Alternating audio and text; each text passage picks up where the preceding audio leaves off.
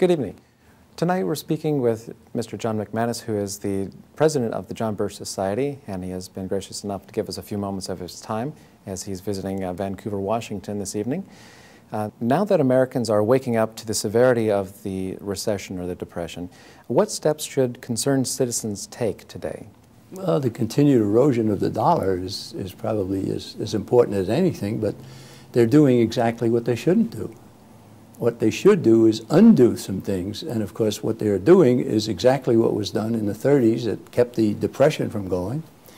More government spending, more government regulation, bailouts for industry and business, and it's just backwards. The government of the United States is too large, and it's getting larger, and that is essentially what has brought on this recession. So very simple. Everybody in Washington wants to do something.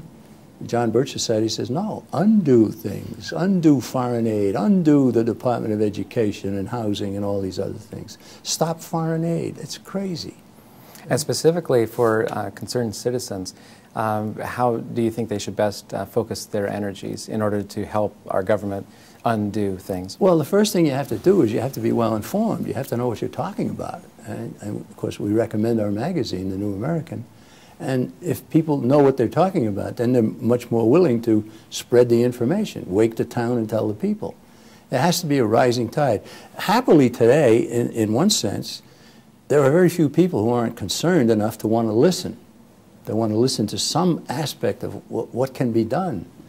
And what can be done is to get the Constitution back in force. The things that are going on are absolutely not part of the Constitution of the United States. So. And they've all taken an oath to it, so it's time to get back to it. Why has the John Birch Society been so successful through the years? It's been successful because of determination and knowledge. You know, if you're aware of what's going on and you're also aware that somebody wants to burn your house down, then you take action. And one of the lines I use so often is, we're not fighting an ideology, we're fighting a conspiracy. The people who are doing this, they don't believe in the Constitution or the Communist Manifesto or anything.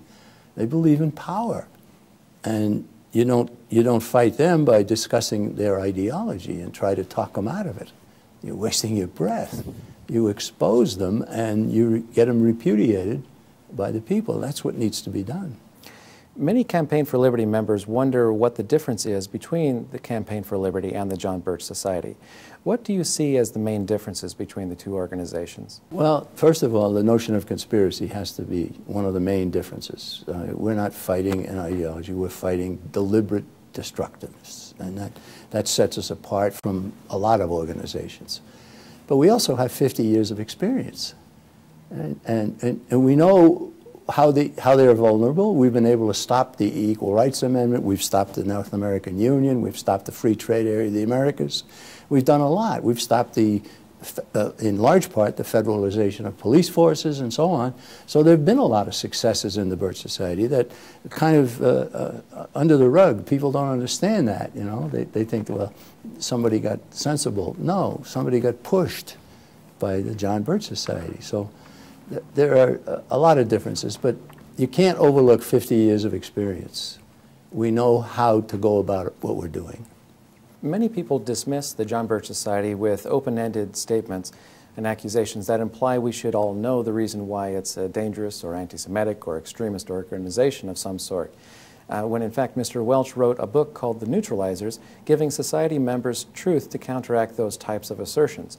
What type of advice would you give to Campaign for Liberty members regarding this type of attack on a public image of a liberty organization? Well, you just stand up and say it's a lie or it's not true. I've been asked many times on radio shows, what about the John Birch Society being accused of being racist and anti-Semitic, right? And I say, it bothers me, it's not true, but it bothers our black and Jewish members even more, right? You got to expect that. If you're going up against some people who are determinedly evil, they're going to do everything they can to stop you, including smear campaigns and vilification and having the public think that you're something you're not, something detestable. That's the history of mankind. It's always been done, and it continues to be done. But it's not something that's easy to do with the John Birch Society anymore. I love to tell the story about the fact that I can remember back in the 1960s, there were a lot of what you'd call pundits, columnists and television personality. And generally, these people were saying the Birch Society wouldn't last 10 years. And here we just celebrated our 50th anniversary, and almost all of them are dead, right? So it's just, you know, it's a case for us. It's straight ahead. Our motto is less government, more responsibility, and with God's help, a better world, all right? How much less government? The Constitution. If the Constitution were fully enforced, the government of the United States would be 10% its size and 10% its cost. Wouldn't that be nice? Yes, it would. Right? We believe that the people should be limited by a freely accepted moral code, such as the Ten Commandments, and government should be limited by law, the Constitution. That's very simple. And I think most Americans would agree with us, which is why the Birch Society is now enjoying a surge. Right? I'm borrowing a word from George Bush. Right? We are having our surge. We would like to see it become like the national debt and go up to the ceiling. Right? Well, hopefully we will get that soon. Yes. In Mr. Welch's Blue Book, which is the foundation document of the John Birch Society, he mentions that the hierarchy of the society will rely on strong leadership from the top with active members versus a debate society or a book club. Correct. And how do you believe this structure has helped the John Birch Society flourish? Well, it helps us to flourish because we don't debate with each other. We are people who join the organization. We take leadership from the people who run the society. We accept, they say, look, this is where we are best able to put our efforts, and we go ahead. Now, there have been over the years, there have been a few people who said, well, I don't agree with that. Well, fine, give him his money back, and he's out of there. Right? We have no compulsion on anybody other than the power of persuasion and the fact that we have a track record and we mean what we say, and people like that. So we don't worry about that aspect of it. We do know that if you set up an organization with parliamentary procedure and so forth, you'll be infiltrated and you'll have bogged down in all kinds of internal disputes and everything. We get somebody who's bothersome within our organization, we say goodbye. Right? We retain the right, as the membership application says, we retain the right to cancel your membership with no questions asked. Right? And we have had to use that from time to time. Incidentally, when we were being called anti-Semitic so often back in the 60s, there were some anti-Semites who came and said, oh, that's for me. They joined the Birch Society. We didn't know that. So we had to get them out of there. And it took some time and it took some effort. We did persuade some of them away from that view, which was good. But those kind of problems will always come. So the Birch Society exists from the top. We set the policy, and if you don't like it, you leave.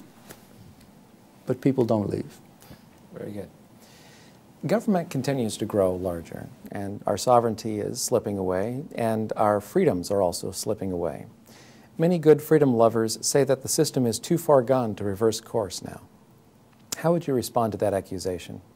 You don't want to arrive at that conclusion. If you arrive at that conclusion, you'll do nothing. Right? The alternative to defeating the conspiracy as we see it is unthinkable. The alternative to that is to lose your freedom and to lose your country and maybe to lose your family, certainly your wealth and everything. So as long as I have breath in me, you'll see fight. But I don't intend to lose. And the members of the John Birch Society that I know also don't intend to lose. We say that in our numbers, and we are only a few, several tens of thousands.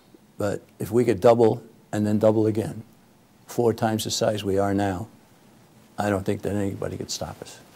We could get back to good government. Excellent.